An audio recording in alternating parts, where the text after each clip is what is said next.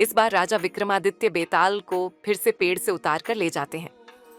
रास्ते में बेताल राजा से कहता है, मार्ग बहुत लंबा है, चलो मैं तुम्हें एक और कहानी सुनाता हूं, इसे तुम ध्यान से सुनना। बेताल बताता है, एक समय की बात है, कांधार नाम के राज्य में महाराज राजवीर का शासन था। राजा इतना पराक्रमी था कि उसकी प्रसिद्धि दूर दूर के राज्यों में फैली हुई थी। उस राजा की 3 सुंदर बेटियां थीं। तीनों इतनी नाजुक थीं कि राजा को हमेशा उनकी चिंता लगी रहती थी। राजा की सबसे बड़ी बेटी इतनी कोमल थी कि चांद की रोशनी से ही उसके शरीर पर छाले पड़ जाते थे। दूसरी बेटी को गुलाब के फूल जैसी नाजुक चीज के टकराने पर भी चोट लग जाती और खून बहने लगता था। तीसरी बेटी के कानों में किसी के चलने या कुछ कूटने की आवाज पहुंचते ही उसके हाथ पांव पर छाले पड़ जाते थे। हर कोई उनकी इस नाजुकता के बारे में सुनकर हैरान रह जाता था।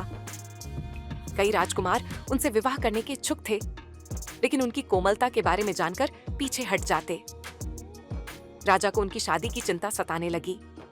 उन्हें लगने लगा कि इस कठोर संसार में उनकी नाजुक बेटियां कैसे जीवित रह पाएंगी।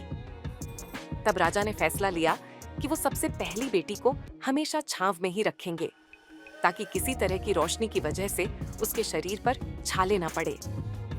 राजा ने दूसरी बेटी को हल्के कपड़ों और गहनों के साथ ऐसी जगह रखने का फैसला किया जहां कोई भी चीज उससे न टकराए। राजा ने तीसरी बेटी को ऐसी जगह रखा जहां किसी की भी आवाज न पहुंच पाए।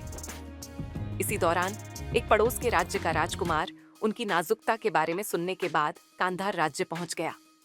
उसने सबसे पहली राजकुमारी के चेहरे को गुलाब के फूल का स्पर्श कराया, जिससे राजकुमारी के चेहरे पर घाव के निशान बन गए।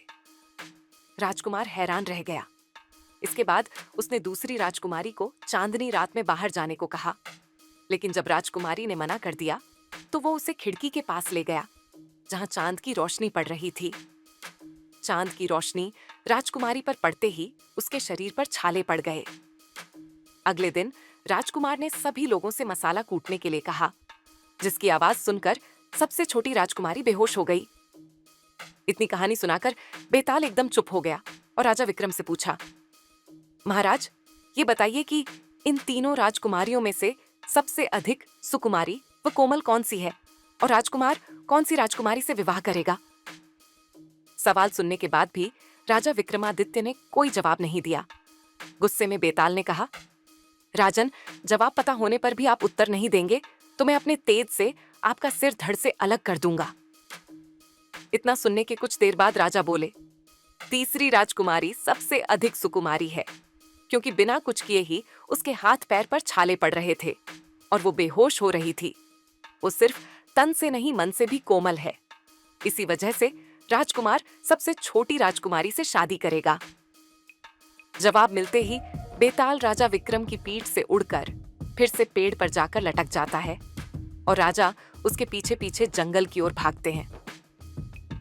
कहानी से सीख, इंसान को अपना मन साफ रखना चाहिए। साफ मन वाले लोग दूसरों के दुख को पहचान लेते हैं।